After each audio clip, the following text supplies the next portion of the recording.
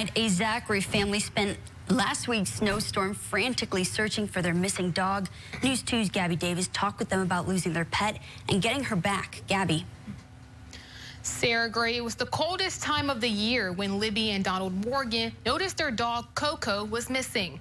They told me they lost faith while searching for her due to the snowy conditions, but the community restored that faith. It was an emotional time for the Morgans during the snowstorm. We have an outdoor refrigerator, and I went to get something, ice cream or something. Ice cream. And we came back, I came back in, and unbeknownst to me, CoCo had followed me, and I shut the door and didn't know she was outside. And about 30 minutes later, I said, Donald, have you seen CoCo? As the temperatures were below freezing, finding CoCo was vital to them. The Morgans went to neighbors, made phone calls, and made a post on Facebook asking for help.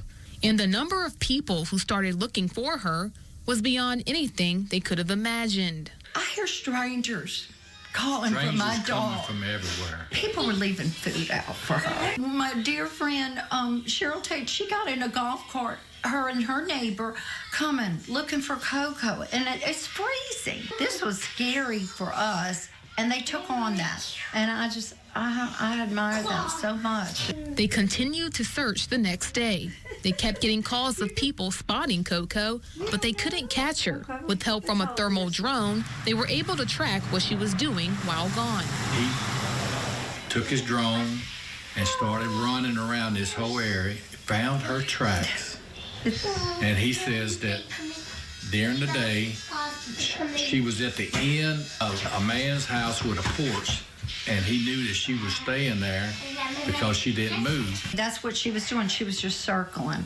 You know, she knew we were here, but she couldn't get to us. Someone even reached out to a dog whisperer to help the Morgans find CoCo. And he told me to quit calling her name, that at this point she was in survival mode, and I was scaring her, and that, you know, she wouldn't come to me. So, Gabby, I have that in my head that I'm calling her, and she's not going to come. After 2 days of searching, they got a call.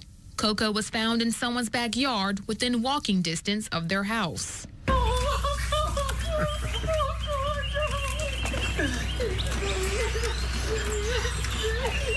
You know, they were earnestly willing to help us, you know, find this little dog. And I know people say, well, you wouldn't get that anymore. That's not true. The Morgans also told me they have invested in a tracking device to make sure this doesn't happen again. Sarah Gray.